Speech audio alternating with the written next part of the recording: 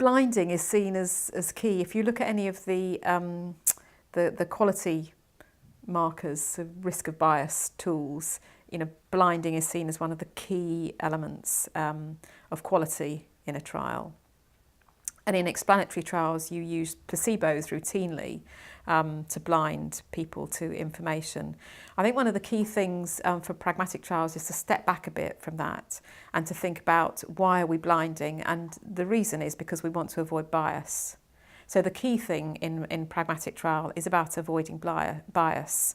Can't necessarily do that with placebos in all pragmatic trials, but we can still think about how to avoid bias. So bias happens when people have information. So for example, if I'm recruiting for a job and I know that the age, the ethnicity, the sex of individuals, I might behave slightly differently than if I didn't have that information. So the key thing in pragmatic trials is about who has what information, and with the information that they have, could they make a difference to the results of the trial? Could the results of the trial end up biased in some way because of the information that individuals have? So the process to go through, I think, is to think about what individuals in the trial have access to what sort of information.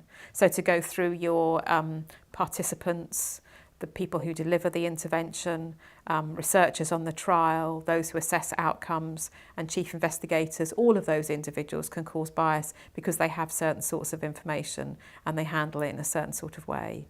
I would say every trial is different, but the important thing is to go through your people involved in the trial, what information they have, and particularly if it's information about whether individuals were allocated to intervention and control, which is the key bit of information in these trials. If people have information about whether they themselves were allocated to intervention and control, for example, if they're participants or those delivering know whether individuals are allocated to intervention and control, then that can cause bias.